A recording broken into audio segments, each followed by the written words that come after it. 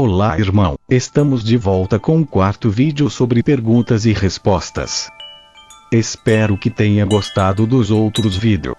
Tentamos esclarecer algumas dúvidas que nestes anos de Umbanda eu tive e sei que muitos têm as mesmas. Se gostou, deixe seu like, ou melhor, seu joinha. Se inscreva no canal, compartilhe com os amigos.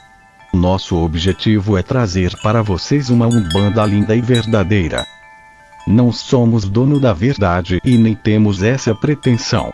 Somos amantes da religião umbandista. Continuamos aprendendo e ensinando o que foi passado para mim. Deixe seu comentário, nosso propósito no YouTube é debater e estudar a nossa Umbanda. Vamos compartilhar nossos conhecimentos. Bem irmãos, vamos para o quarto vídeo. Pergunta: qual o motivo, por que existe o castigo e a felicidade? Resposta: para falarmos sobre esse ponto, aliás de grande importância, temos que nos ocupar com a reencarnação. Pergunta: então o que devemos entender por reencarnação? Resposta: a reencarnação é explicada pela volta do espírito à matéria, isto é, aquele que tinha desencarnado e se encontrava no mundo espiritual, volta a ocupar um corpo de matéria, voltando à vida dos encarnados. Vida humana. Pergunta: mas qual o motivo pelo qual o espírito que deixou a Terra volta a se materializar, ou melhor, por que existe reencarnação? Resposta: a reencarnação é um preceito divino do Pai pelo qual ele premia ou corrige, conforme o merecimento de cada um, pois que a reencarnação tem por finalidade o seguinte: o resgate de erros e crimes cometidos sobre um ou a humanidade, proporcionar a evolução espiritual, com a missão de ajudar, impor o desempenho de missões de grande importância da humanidade. Pergunta: a reencarnação é, assim, obrigatória a todos?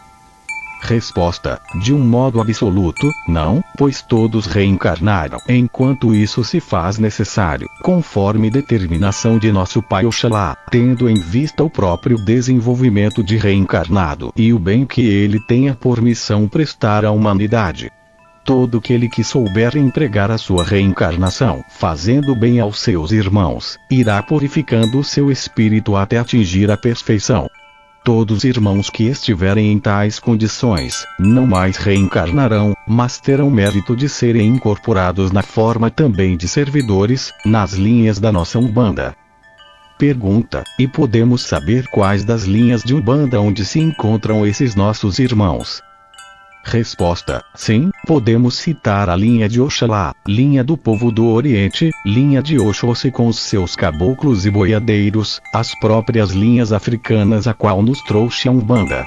Essas linhas contam nas suas falanges milhares e milhares de irmãos que tiveram o mérito de fazer parte desses grupos, e isso por terem, nas diversas encarnações, se dedicado quase que única e exclusivamente a serem justos e praticarem o bem e a caridade. Pergunta: e os pretos velhos, o que dizer deles? Resposta: estes são também os nossos irmãos do mundo espiritual, que apenas dão a sua proteção e carinho com caridade a todos que sofrem, seja qual for esse sofrimento. Os pretos velhos africanos, e mesmo os nascidos já no Brasil, atingiram esse alto grau de merecimento, porque muitos sofreram nas suas diversas vindas na Terra. Esses irmãos foram recompensados pelo Pai Oxalá, que lhes permitiu não mais reencarnarem, dando-lhe a graça de fazerem parte das linhas caridosas da nossa Umbanda e, assim, poderem aliviar o sofrimento de todos aqueles que recorrem a eles. Podem voltar a reencarnar em forma de doação, não de correção. Pergunta: e todas as faltas são resgatadas? Resposta: sem dúvida. Todos que praticam faltas pagarão por elas. Embora esqueçam que as praticam, pois é o que se chama prova. É assim que podemos explicar os casos de desastres com mortes violentas, casos de crianças que já nascem aleijadas ou cegas e outros casos dos mais terríveis sofrimentos, tanto físicos como morais. Pergunta: isso quer dizer que todos os sofrimentos na Terra são resultados de faltas e crimes passados? Resposta: não. Alguns espíritos pedem para encarnar com problemas para atingir uma evolução maior. Quanto ao sofrimento por faltas e crimes, evidentemente nada existe sem razão de ser. Como é caso das provas. Pergunta: e a Umbanda, que pode fazer em tais casos? Resposta: os trabalhos nos terreiros de Umbanda são justamente destinados a reduzir o sofrimento, em muitos casos, fazer com que desapareçam as suas causas e encerre demandas, trabalhos e serviços carregados de maldades, desavenças e ódios mal compreendidos. É esta a finalidade dos trabalhos, serviços, descarregos, lavagens e preceitos dentro de um terreiro de Umbanda. Tudo quanto for para o bem, poderá ser conseguido na Umbanda, pois nos seus terreiros apenas se pratica a caridade, cada vez mais se fortificando o poder espiritual das suas falanges. Pergunta: os espíritos que reencarnam, vêm sempre para a Terra? Resposta: não, nem sempre. Segundo determinação de nosso Pai e as ordens do mundo espiritual, os filhos que terminaram a sua missão na Terra, poderão ir para outros mundos com mais evolução espiritual. Esses espíritos são enviados também para outros planos, onde vão praticar a caridade, doutrina dos espíritos inferiores, auxiliando e aprendendo com os demais irmãos mais evoluídos como ajudar o seu próximo. A missão de evolução espiritual não acaba nunca, somos eternos aprendizes. Pergunta: quais são as ligações dos orixás com os planetas? Resposta: os orixás fazem parte do mundo dos espíritos, por esse motivo, regem e obedecem à sua hierarquia evolutiva. O local em que se doam depende deste ou daquele planeta. Pergunta: que dizer dessas ligações com os trabalhos de Umbanda? Resposta: teremos de concluir que os trabalhos de Umbanda têm evidentemente um caráter especial e mágico, exigindo muito cuidado, devotamento, muita fé e humildade. Devemos dizer ainda que os trabalhos de terreiro mobilizam os espíritos, atuando através de forças mediúnicas muito poderosas que, forem mal empregadas ou mal dirigidas, poderão resultar nos mais inesperados infortúnios espirituais e obsessões. Pergunta: como devemos definir uma doença de matéria na Umbanda?